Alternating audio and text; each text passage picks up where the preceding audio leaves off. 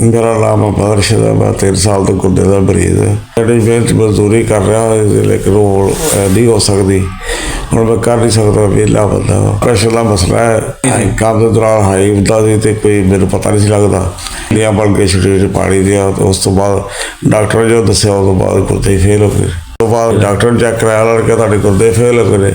ਉਸ ਤੋਂ ਬਾਅਦ ਇਹਦਾ ਉਹ ਲੈਲ ਪਾਤੀ, ਡਾਕਟਰਾਂ ਨੇ ਲੈਲ ਪਾਈ ਸੀ ਗਲ 'ਚ। ਗਲੇ 'ਚ 7 ਡਾਇਲਸ ਹੋਏ ਅਤੇ ਖਰਾਬ ਹੋ ਗਈ। ਸਰਕਾਰ 'ਤੇ ਇਲਾਜ ਹੋਇਆ ਸੀ ਮੇਰਾ ਥੋੜ੍ਹਾ ਜਿਹਾ ਡਾਇਲਸ ਹੋ ਰਿਹਾ ਸੀ, ਇਹਦੇ ਵਿੱਚ ਨਾ ਕੱਟ ਆ ਗਿਆ। ਤੇ ਕੱਟ ਦੇ ਵਿੱਚ ਲਾਈਨ ਖਰਾਬ ਹੋ ਗਈ ਹੈ ਅਤੇ ਡਾਕਟਰਾਂ ਨੇ ਕਿਹਾ ਬਾਜ਼ੂ ਦੇ ਵਿੱਚ ਫਿਸਟਲਾ ਬਣਾਓ। ਸਾਰੇ ਸਰਕਾਰੀ ਹਸਪਤਾਲ ਦੇਖ ਲਿਆ ਭਾਈ ਦੌੜ ਕੇ, ਪੈਸੇ ਮੇਰੇ ਕੋਲ ਨਹੀਂ ਹੈਗੇ ਅਤੇ ਇਸ ਵਾਸਤੇ ਕਿਤੇ ਕੋਈ ਮਸਲਾ ਨਹੀਂ ਬਣਿਆ। ਇਹ ਦੋ ਬਿਮਾਰ ਨੇ ਜੀ, 2 ਬੱਚੇ ਬਿਮਾਰ, ਇੱਕ ਨੂੰ ਫਾਲਜ ਹੋਇਆ, ਇੱਕ ਨੂੰ ਗੁਰਦੇ ਦਾ ਆਪਰੇਸ਼ਨ ਹੋਇਆ, 2 ਡੋਲਾ ਅਤੇ 1 ਫੌਤ ਹੋ ਗਿਆ। ਸੁਬਾਹ ਦਾ ਇੱਥੇ ਹੁਣ ਆ ਕੇ ਬੈਠਾ ਹਸਪਤਾਲ ਦੇ ਵਿੱਚ ਅਤੇ ਕੋਈ ਆਸਰਾ ਨਹੀਂ ਬਣ ਰਿਹਾ। ਮੇਰੀ ਦਿਲ ਤੇ ਹੱਥ ਜੋੜ ਕੇ ਮੇਰੀ ਬਣੋ, ਅੱਲਾਹ ਤਾਲਾ ਤੁਹਾਨੂੰ ਹਿੰਮਤ ਦੇਵੇ। ਇਸ ਕਰਕੇ ਤੁਹਾਡੀ ਮਿਹਰਬਾਨੀ।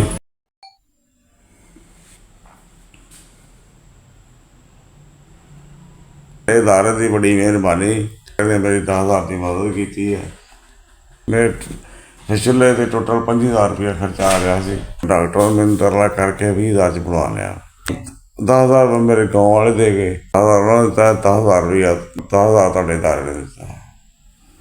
ਮੇਰਾ ਟੋਟਲ 20,000 'ਚ ਕੰਮ ਹੋਇਆ, ਮੇਰਾ ਫੈਸਲਾ ਬਣ ਗਿਆ, ਠੀਕ ਬਣ ਗਿਆ। ਅੱਲਾਹ ਪਾਕ ਤੁਹਾਡੇ ਅਦਾਰੇ ਦੀ ਖੈਰ ਕਰੇ, ਅੱਲਾਹ ਪਾਕ ਤਰੱਕੀ ਦੇਵੇ, ਗਰੀਬਾਂ ਦੀ ਮਾੜਿਆਂ ਦੀ ਮਦਦ ਕਰਦੇ ਰਹੋ। ਤੁਹਾਡੇ ਅਦਾਰੇ ਦਾ ਬੜਾ ਸ਼ੁਕਰਗੁਜ਼ਾਰ ਹਾਂ। ਤੁਹਾਡੀ 10,000 ਦੀ ਮਦਦ ਮੇਰੇ ਤੱਕ ਪਹੁੰਚ ਗਈ ਹੈ, ਮਾਸ਼ਾਅੱਲਾ।